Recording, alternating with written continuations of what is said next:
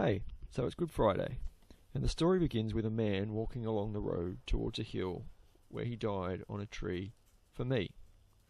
He paid the price for my sin because I couldn't. I wish I didn't sin.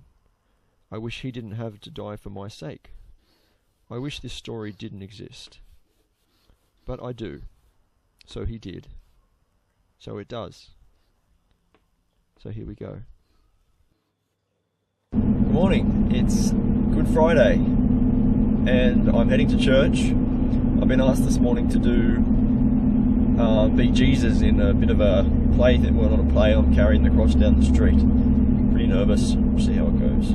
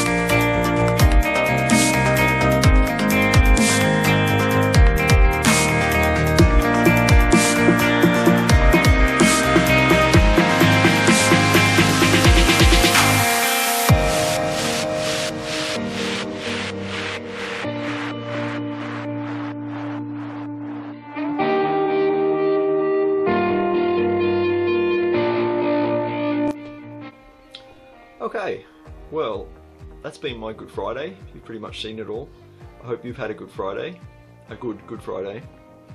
I've been to church, took time to remember that Jesus died, and we've had fish for lunch. But why do Christians call Good Friday good? A lot of it seems kind of bad. Well, let me tell you a quick Bible story to illustrate why.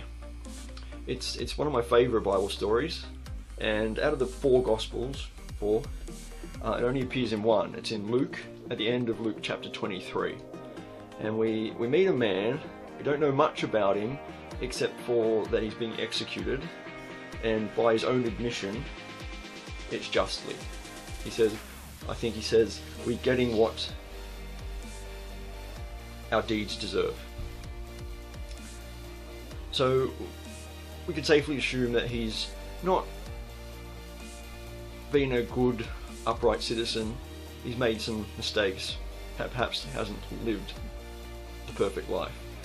But he's being executed and he finds himself next to Jesus.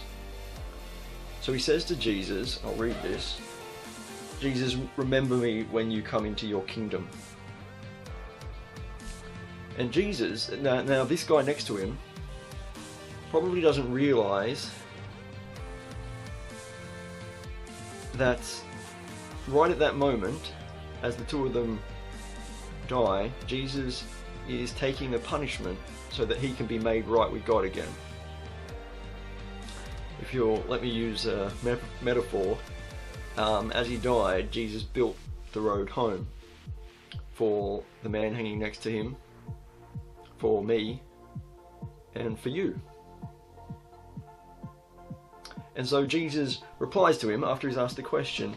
Jesus looks back at him and he says, I tell you the truth. Today you will be with me in paradise. That's a Good Friday. I'll see you guys soon.